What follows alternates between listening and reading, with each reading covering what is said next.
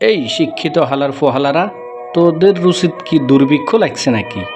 হ্যাঁ, এই বর্ষা চৌধুরী প্রথম বিয়ে করছে, জামাই দিছে তালাক, কিল্লেগা বেশি পণ্ডিত।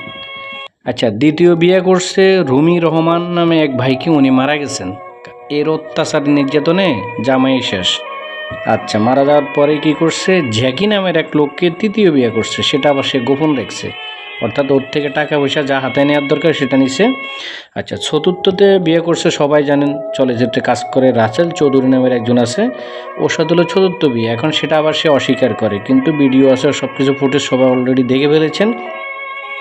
পঞ্চমতম বিয়ে করছে সাংবাদিক আকাশ নিবিড়কে। আকাশ নিবিড় বিয়ে করছে, কিন্তু সে অস্বীকার যায়, এমন মানসিক টর্চার করছে বেচারারে।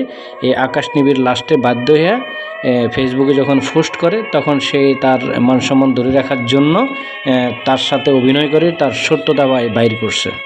ষষ্ঠ বিয়ে করছে সানি নামের এক ভাইকে, সেটা আবার সে অস্বীকার গেছে, সানিও যাক মোটামুটি অস্বীকার গেছে। পরবর্তী টার্গেট সেই হলো ধনাঢ্য পয়সাওয়ালা মুন্না খান, বর্তমানে আপকামিং যে নায়ক মুন্না খানের গায়ের উপরে পোড়া সে কিন্তু আসলে যা করার দরকার করে নিছে, ভিডিও টিডিও ইত্যাদি ভাইকে ফাঁসানোর জন্য। এখন মুন্না ভাই হলো লাস্ট টার্গেট। মুন্না ভাইকে সে যেভাবে হোক ফাঁসাইছে। মুন্না ভাইয়ের নামে এখন যে রটাইছে সবাই অবশ্য এর মধ্যে দেখতে পেরেছেন।